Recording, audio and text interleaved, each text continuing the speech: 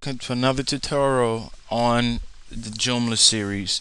Now I am just going through Joomla and showing you how to first of all install Joomla and some of the basic changes that a lot of people have questions about. So the first part that I did for this was to install Joomla, which if you haven't seen, you can watch my other videos which went over the details on how to get that set up to install Joomla on your web server. Now, as you can see, this is the back end of the demo site that I created. If I want to change this title right there,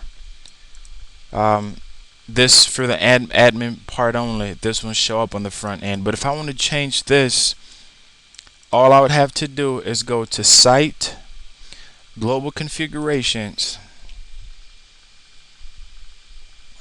Now this also is where you do a lot of SEO work, which that's another tutorial. For now I just want to show you some changing some of the titles, the menus, and the content. So if you want to change where it says TamerInc.com, I just have to come where it says site name, change that to TamerInc Joomla demo, and that's final. And if I wanted to set up the meta tags, let's say for the front end and how search engines can find you, I can just do that right on the global configurations part where it says global site meta description. I'll put in TamerInc Joomla demo, learn and create a Joomla website for free. Now most of the times whatever description that you have, I'm gonna put that as the meta tags, because as you know, most search engines like Google really don't care much about keywords. So for the purpose of this tutorial, I'm just gonna copy this and just paste right there.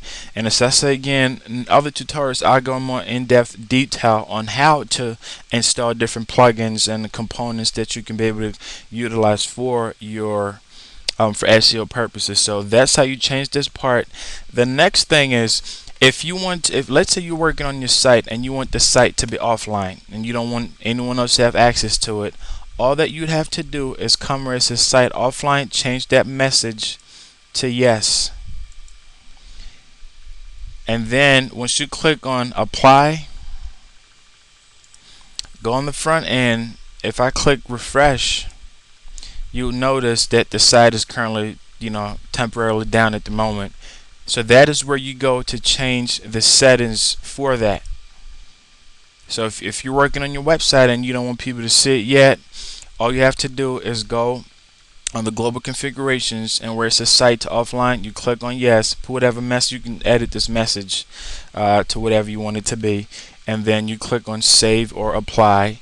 Then you go on the front end, and only the people that you've given access to this particular site will be able to log in and see the site. So for example, if I want to log in, I put in admin for the password and the username.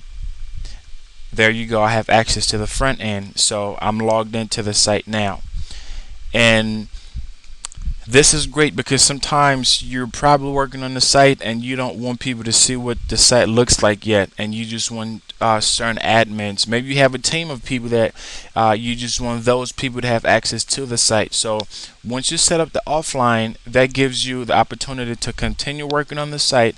And as you can see, when someone have access to the site, they can be able to log in, view the site, but the general public cannot, which is one of the great features with Joomla, is that you can password protect your pages. So, and in other tutorials I am going to show you how you can password protect your pages. So that does it for this one.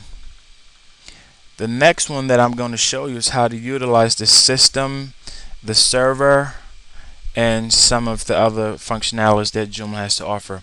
So I will see you in another tutorial.